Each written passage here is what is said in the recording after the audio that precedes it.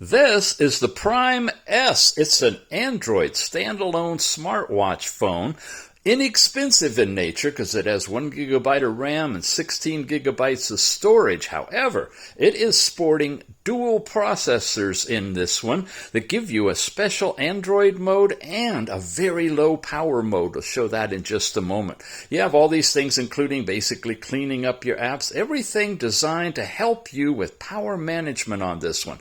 Notifications, you've got music player, you've got your step count information, and you've got a robust app drawer with new things like heart rate, blood oxygen, last night's sleep time, and breath training. All that is new. You've got calling and a new different type of a phone page with contacts and recent calls and everything integrated together. You've got dual cameras on this one, and the most important thing is the camera is at the top. Yeah. Only one other watch, the Genesis, ever had that like that built into it, and a front-facing camera on the side.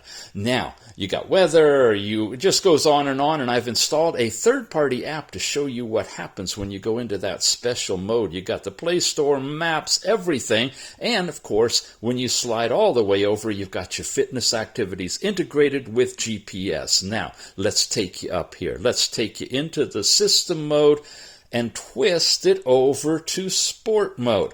We are now unloading about 80% of the processing to a special chip. Yes, you can still use your original watch faces. Yes, you still have access to these things.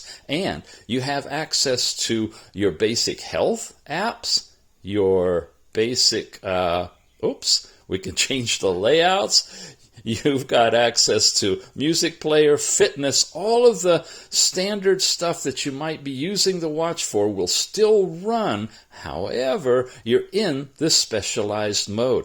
Tap it again, it puts you back into the Android mode of the full Android processor. All of your apps work fine, it's perfect.